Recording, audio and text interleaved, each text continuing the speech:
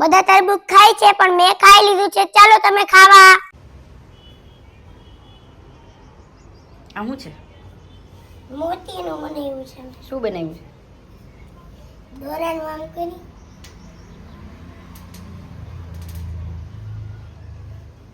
પેલા ઓલી ચકરડી આવતી હતી એવું બનાવ્યું છે? હા. વાહ. ઈ તો મળતી નથી એટલે મેં મોતીનું બનાવ્યું. અને મારી ખરીદવાઈ જ આવી હતી.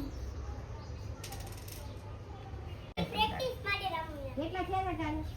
તારે નહીં સાઈડ. તો આજે શું છે? આજે સાઈડ કડા માયડા. આજે કઈ છે? 1 પોઈન્ટ માં ખાલી 1 રૂપિયો મળે. 1 પોઈન્ટ માં 1 રૂપિયો મળે.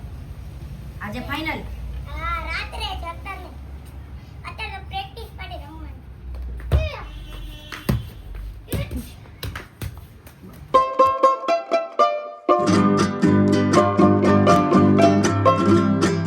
આજના મારા વ્લોગમાં તમારું સ્વાગત છે. આજે અમે બનાવવાના છીએ બરફ વિનાનું ઠંડુ લીંબુ શરબત. તમે કહેતા હશો કે ઠંડુ કે બરફ વિનાનું ઠંડુ કેવી રીતના? હાલો હું તમને શીખવાડું. આમાં મેં નાખ્યું છે 1 ગ્લાસ પાણી અને સાકર ઓગાળેલી.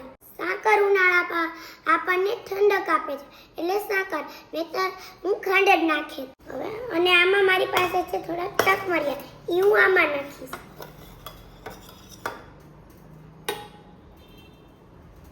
અને આમાં મેં થોડુંક લીંબુ અને મીઠું નાખ્યું છે. તમે એમાં ફુદીના પાવડર નાખી શકો છો ને તેનાથી તમને મોજીટો જેવો સ્વાદ મળશે. ઠંડક માટે લઈએ છીએ આપણે ગોંદ કટીરા. 2-3 કલાક અગાઉ પલાળી દેવાના છે, તેથી આ બરફના ટુકડા જેવું થઈ જાય. પછી આમાં નાખી દેવાનું છે, ઠંડુ શરબત બની જાય. હું તમને એક કાઢીને બતાવું કેવું લાગે ગોંદ કટીરા.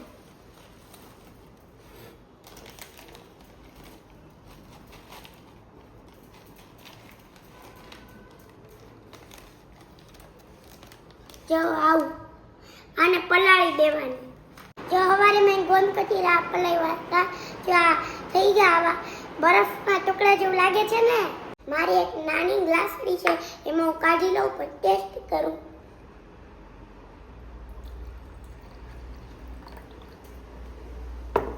હવે આપણે ટેસ્ટ કરીએ.